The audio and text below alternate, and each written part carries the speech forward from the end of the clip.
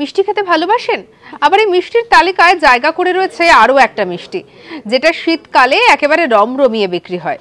আবার একটা জায়গা রয়েছে যেখানে এই বিশেষ মিষ্টিটা একেবারে নামকরা। হয়তো বুঝতেই পারছেন কার কথা বলছি। আপনাদেরকে বলছি জয়নগরের মোয়ার কথা।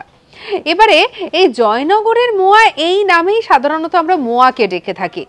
তবে এই যে মোয়া জিনিসটা কি ধরনের ধান থেকে তৈরি করা হয় সেটা কি জানেন? আজকে আপনাদেরকে বলবো মোয়া তৈরির কথা। যেটা জানা যায় যে কনকচুর ধান থেকে যে খই উৎপন্ন হয় সেই খই দিয়ে তৈরি করা হয় মোয়া।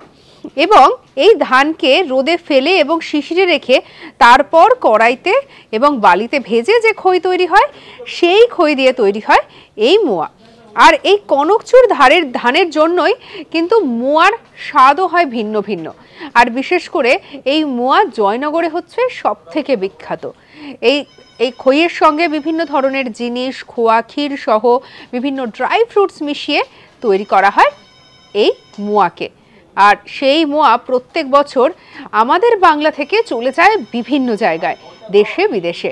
সঙ্গে রাখুন আজ তাক বাংলাকে, অজানা খবরকে জানার জন্য সাবস্ক্রাইব করে নিন।